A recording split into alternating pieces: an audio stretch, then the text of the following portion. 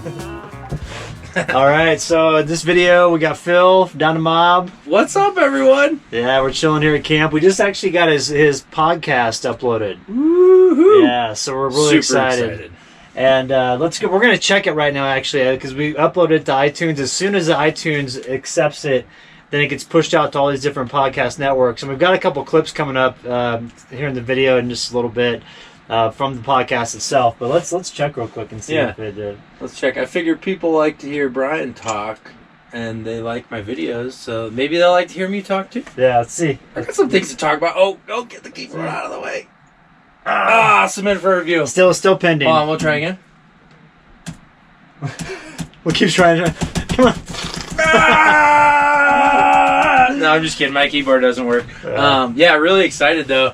Brian had a bunch of really cool questions for me that actually, when all said and done, I think like sum up my full-time experience very well in a nutshell. Nice. Lots of different things you covered. I was actually, when you were asking him, I was like, dang, that's a good question. Yeah. I got some good stuff. So I think you guys are really going to like it and be like informed a lot of, might answer some questions. Yeah. And just for people that don't follow your channel on YouTube, I'll have that in the video description below. But it's Down2Mob Overland. Phil's got an awesome channel. And with the podcast, you're wanting to do what with it? Like, what's your focus? Supplement. I want to do just podcasts sometimes, but I think the main goal is to go a little bit more in depth with people that I do videos with as well. Mm-hmm. Things I talk about in videos, and just have that more conversational style. I like to talk. That's a big reason I like doing videos. Mm-hmm. And I feel like when I'm just focused on talking about something, more things come out, and I can just get to a deeper level. Yeah. So I'm excited to share that, but also share stories with other people, and same with other people when they're given that space to talk. It's pretty cool what comes out. Yeah, so, definitely. Yeah. I think it's going to be great. So definitely tune in. As soon as the podcast is up, what we're going to do is I'm going to get the link, and I'm going to share it in a bunch of videos coming up, and then also in the community page on my site. So so be on the lookout for that announcement, and be sure to subscribe to his podcast once it gets live. Yeah, it's a pretty epic moment out on this rim here, and Brian helping me set everything up, and I'm just excited to look back. We got 40, 50 episodes or whatever. Yeah. So. And let me know what you want to see on the podcast, of course, and excited to have everybody along. Cool. All right, let's check out a few clips from this episode. Woo! Thanks. Dive in. So why don't we go ahead and get started? Excited to dive in. Brian, I'll tell you too, Brian said before, do you want me to show you like kind of what I have planned and we can talk about it before? And I'm like, no. I'm like, let's just go for it. So I don't have any, we'll just, like we do everything, just kind of freestyle.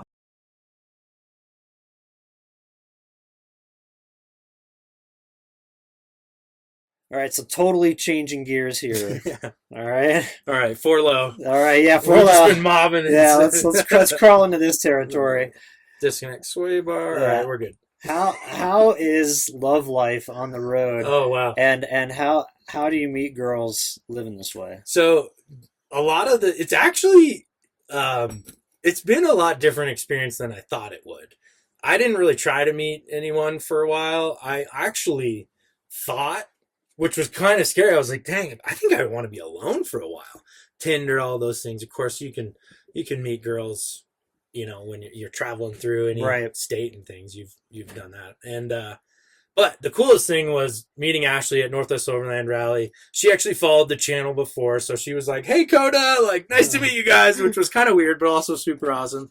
And we hit it off.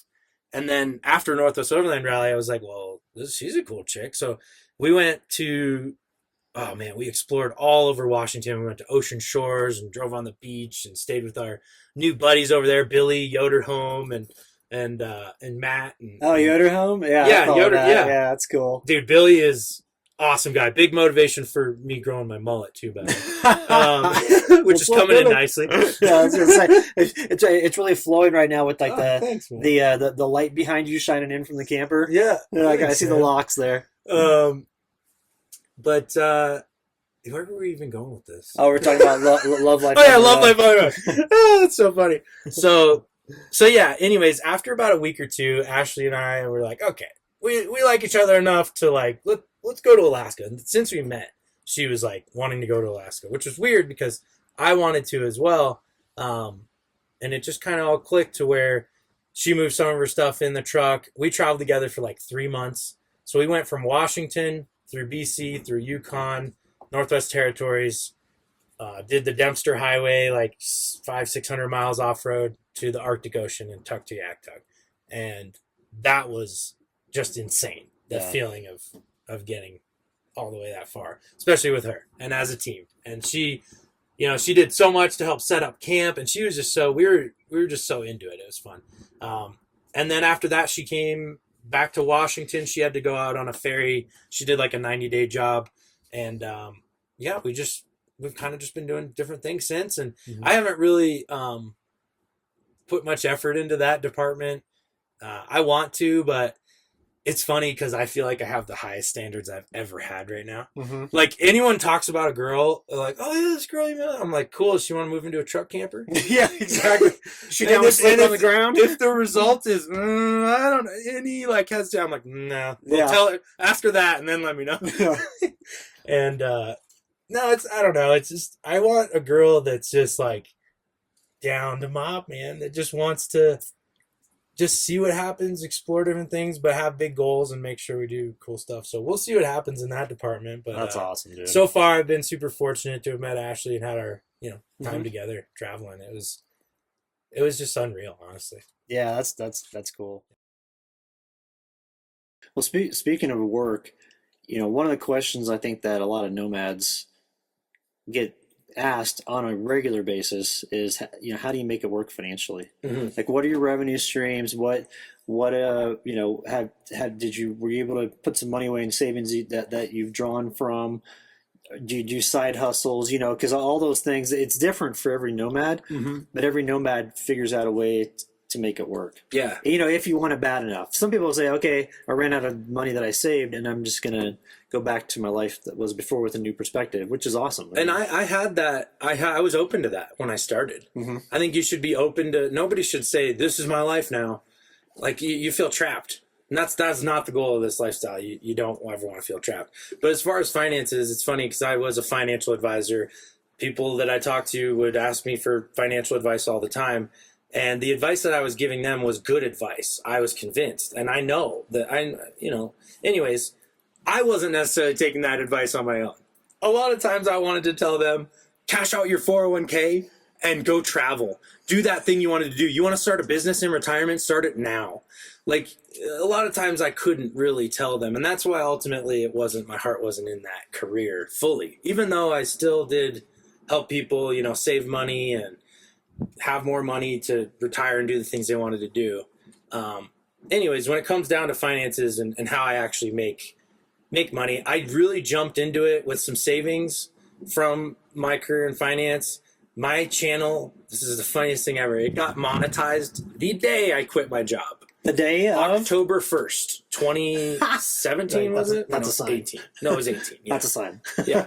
No, I was. Yeah. And so there's all these things, and I'm always someone who I like to put work into something, and then 6 months to a year down the line, like I put my all into it, and then I see, was it worth it?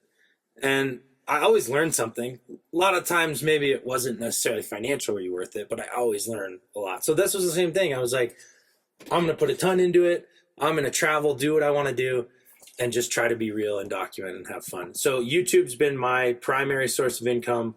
I would not be on the road full time without it, but I'm also finding ways to try to do, have other revenue streams, but also ways that I can have different content. So through Patreon, I'm doing weekly updates on stuff I just wouldn't say in my videos, details that I just don't really go into because it's way less people.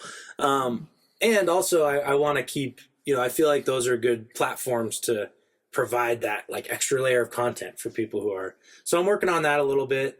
The big thing this year as well was selling the Dodge Mahal. I worked so hard, put all my money, bought that thing with cash, and before I quit my job. Drove to work for a while. That was fun. That's gonna be awesome. Everyone's like, so what do you got planned, Phil? No, literally, I'd drive it in the parking lot. Everyone stares always, and I was like, "Ha! I'm gonna quit and live in this thing."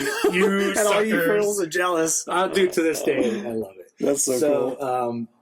So yeah, it's always changing. But I sold the Dodge Mahal this year, and that was able to put a good down payment on the Gladiator. And the Gladiator is the only thing I really have payments on.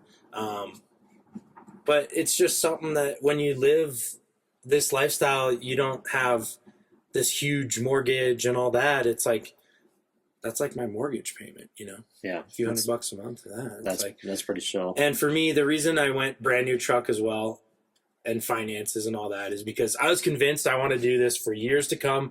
And I had so many issues with the Dodge and I did not want reliability issues.